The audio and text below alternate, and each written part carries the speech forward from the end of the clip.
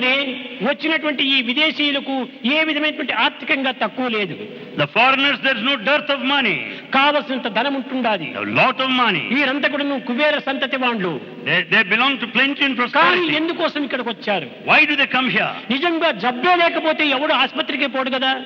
If one is not sick, no one would go to the hospital. జబ్బు ఉండినటువంటి వాడే ఆసుపత్రికి వెళ్తున్నారు. The one who is sick goes to the ఇక్కడ hospital. చేరినటువంటి వారందరూ పేషెంట్సే. All those assembled here are patients. అందరికీ ఏదో ఒక రకమైనటువంటి ఒక రోగం ఉంటుండాది.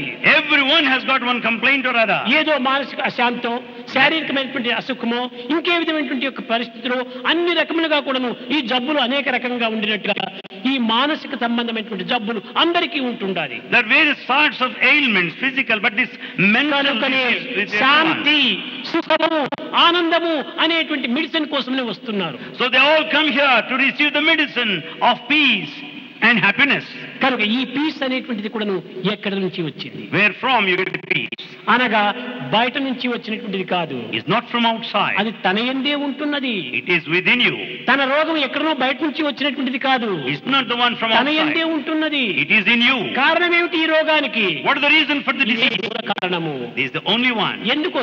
దుర్గుణముల లోపల చేరిపోవడం చేతనే ఈ యొక్క దేహం కూడా ఆరోగ్యం కూడా పాడైపోతుండాలి. Because of bad qualities, you are put to sickness. ప్రతి మానవుని యొక్క శారీర మానసిక ఆధ్యాత్మిక బలమును కోల్పోవడానికి దుర్గుణములే మూల కారణము. Everyone loses the health of the physical and the mental bodies because of the దుశ్చింతనే bad మూల కారణము. qualities. Bad thoughts are దురాలోచనే మూల కారణము. wicked thinking. కనుకనే నిరంతరము సదాలోచన, సచ్చింతన, సత్ప్రవర్తనలో మనం ప్రవేశించాలి. We should always entertain good thoughts and sacred మన feelings. మనసు లోపల and ఎలాంటి behavior. దుష్ట భావం కూడా ప్రవేశించడానికి ప్రయత్నించినా తక్షణమే దానిని వెనుక తరమాలి. The moment any bad thoughts enter into your mind, ఇది you try నిజంగా to give up. మానవుడు చేయవలసినటువంటి కర్తవ్యం. This is the main duty of man. కానీ అటు చేయటం లేదు. That's what we're doing. వచ్చినవంతా లోపల చేర్చుకుంటున్నాడు.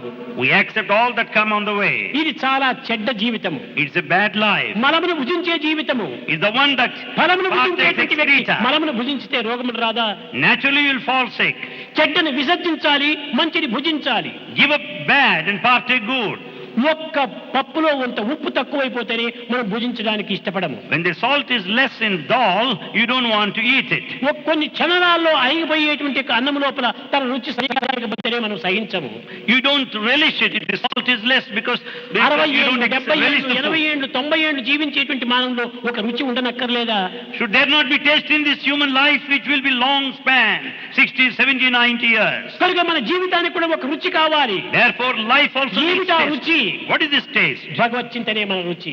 Thinking of the Lord is the real సద్భావనే మన taste. రుచి. Good thoughts, సదాలోచనలే మన రుచి. Good thinking. సత్ప్రవర్తనే మన రుచి. good behavior. కానీ హృదయం నిండుకు కూడాను దుర్భావములు, దుశ్చింతనలు, దురాలోచనలు నింపుకొని మంచి సద్భావములు పెట్టుకోవాలంటే ఇది లోపల చేరవు. That only makes you happy, but keep filling your heart with bad feelings and wicked thoughts. You cannot ఏమి లేని have బుర్రలోన ఏమైనా చేర్చవచ్చు. that brain which is empty, you can stuff it with anything. ఏమేమో చేరి ఉన్న తలబుర్రది ఖాళీయగునా? That which is already filled, can it ever be empty? తలబుర్రది ఖాళీగాక ఇలా సుకృతము నింపనగునా? Without being empty, can you fill it with spiritual knowledge? మొట్టమొదటి దుర్గుణాన్ని దూరం చేసినప్పుడే సద్గుణాన్ని నింపడానికి వీలవుతుంది. Then give up the bad qualities, then you can fill it up with good qualities.